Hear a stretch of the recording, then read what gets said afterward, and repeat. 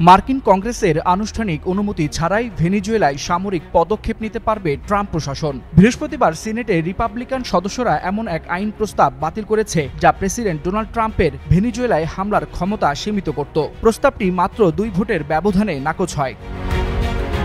Democrat সদস্যরা চেয়েছিলেন Trump যাতে যেকোনো সামরিক পদক্ষেপের আগে কংগ্রেসের অনুমোদন নিতে বাধ্য থাকেন, কিন্তু রিপাবলিকানদের বিরোধিতায় সেই উদ্যোগ ব্যর্থ হয়। সিনেটের টিম কেইন বলেন, কংগ্রেসের অনুমতি ছাড়া যুদ্ধ শুরু করা বিপজ্জনক এবং এতে মার্কিন সেনাদের জীবন ঝুঁকিতে পড়বে। তবে রিপাবলিকান নেতারা ট্রাম্পের সিদ্ধান্তকে সমর্থন জানিয়ে বলেন, মাদক বিরোধী অভিযানে প্রেসিডেন্টের উদ্যোগ প্রয়োজনীয় এবং সময়োপযোগী।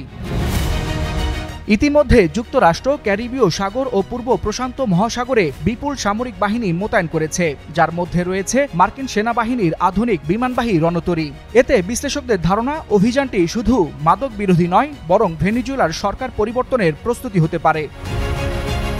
প্রেসিডেন্ট ট্রাম্প নিজেই স্বীকার করেছেন তিনি ভেনেজুয়েলায় সিআইএকে গোপন অভিযান পরিচালনার অনুমতি দিয়েছেন। ট্রাম্পের দাবি, দেশটি থেকে বিপুল পরিমাণ মাদক সমুদ্রপথে যুক্তরাষ্ট্রে প্রবেশ করছে। তবে ভেনেজুয়েলার সরকার এই পদক্ষেপকে আন্তর্জাতিক আইন ও জাতিসংঘের সনদের গুরুতর লঙ্ঘন বলে নিন্দা জানিয়েছে।